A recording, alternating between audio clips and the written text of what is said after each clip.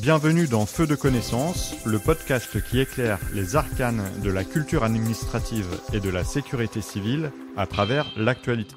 Le réchauffement climatique accroît d'année en année le risque de méga-feux. D'ici 2050, les surfaces brûlées pourraient augmenter de 80% dans la seule zone méditerranéenne.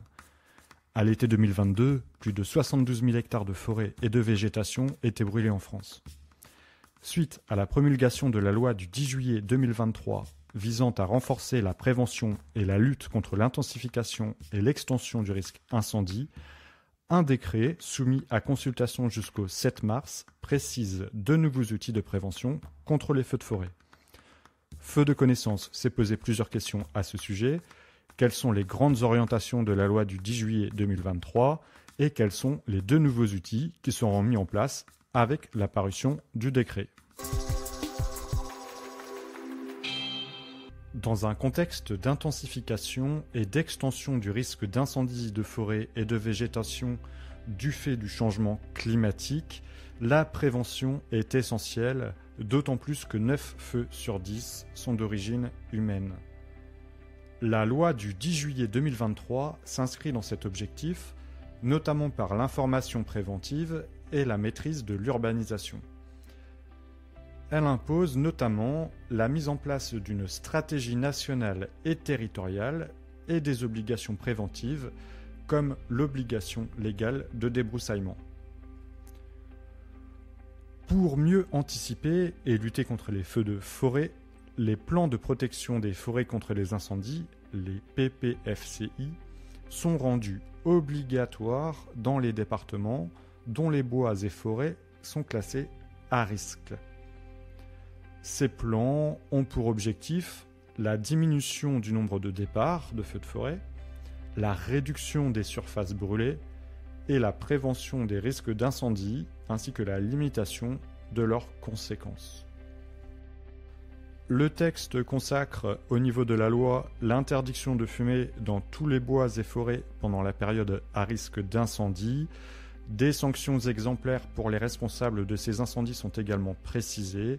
Le coupable pourra désormais encourir jusqu'à 10 ans de prison et 150 000 € d'amende.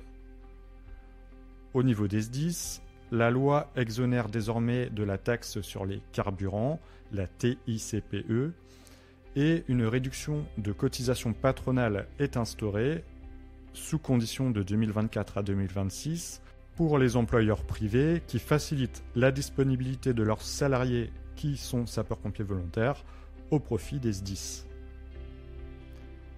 Le projet de décret est pris pour l'application de deux dispositions de cette loi.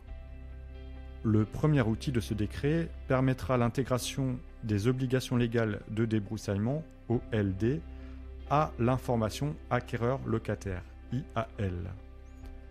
Le débroussaillement représente en effet la mesure de prévention la plus efficace pour réduire le nombre et l'impact des incendies de forêt.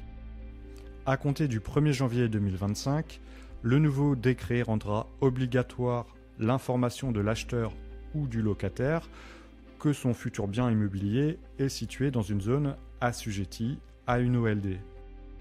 L'Institut national de l'information géographique et forestière a établi une carte qui permet à tout citoyen de pouvoir localiser son terrain et de savoir s'il est soumis à la réglementation en vigueur. Le maire est responsable du contrôle de la mise en œuvre de ces obligations. Le préfet peut se substituer en cas de carence du maire. Celui-ci a également la charge du contrôle des obligations légales de débroussaillement sur les enjeux linéaires, les routes, les voies ferrées par exemple. En cas de non-respect de ces obligations, le propriétaire encourt des sanctions administratives et pénales. Le deuxième outil de ce décret est une procédure d'identification de zones de danger dans les communes qui ne sont pas dotées d'un PPRIF, un plan de prévention des risques naturels en matière d'incendie de forêt. Ce dispositif repose sur une procédure en 3 temps. L'élaboration d'une carte qui identifie le danger prévisible de feux de forêt et de végétation en France, la parution ensuite d'un arrêté interministériel qui établit une liste de communes exposées à un danger élevé à très élevé de feux de forêt et de végétation.